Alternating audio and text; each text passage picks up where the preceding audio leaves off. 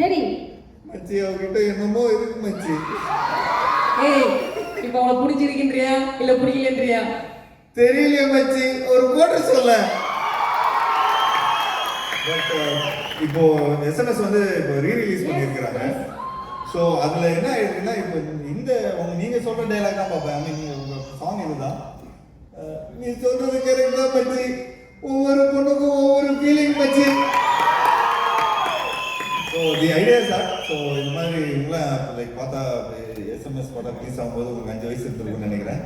So அந்த டைம்ல இருந்து அவங்க பார்த்து வளர்ந்து அதில் லைக் ஐ திங்க் இன்ஸ்பயர் ஆகி ஒவ்வொரு பொண்ணுக்கும் ஒவ்வொரு ஃபீலிங் வந்து லிரிக் வந்திருக்கு. So I really like the visuals. I think விஜயநாதனி சாருக்கு வந்து நீங்கள் நன்றி தெரிவிக்கணும். ஏன்னா அவர் தான் ஃபர்ஸ்ட் இந்த ரேப் கிட்லாம் வந்து அந்த ஆத்திச்சூடி மூலமாக இது பண்ணார்.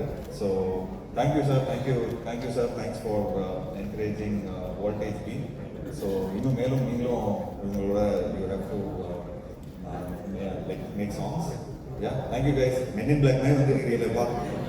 தேங்க்யூ. அண்ட் பர்ஃபார்மன்ஸ் நடிச்சது யார் ஆக்சுவலாக ஒரு ஒண்டர்ஃபுல் பர்ஃபார்மன்ஸ் நல்லா இருந்துச்சு. என்னோட முதல் பட ஹீரோ ஜீவா அவர்களோட இனிஷியேட்டிவ் வந்து ரொம்ப பெருசு.